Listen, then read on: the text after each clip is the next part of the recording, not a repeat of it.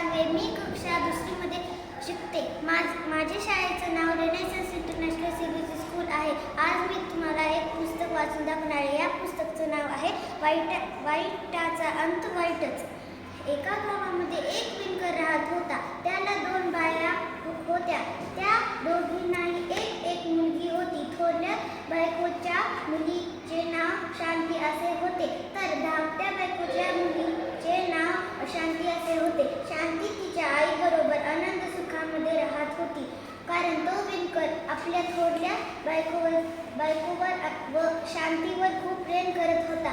इकडे शांती आणि तिची आईला खूप दुःख सहन करावे लागत होते, कारण तो विणकर त्या धोक्या अजिबात लक्ष देत नसे. परंतु अशांती आणि तिची आई या दोघीही अत्यंत नर्म आणि दयाळू होत्या. त्या सकाळपासून संध्याकाळपर्यंत घरात सतत कष्ट करत होत्या. या कष्टाबद्दल त्यांची कोणाकडे काहीच तक्रार नव्हती.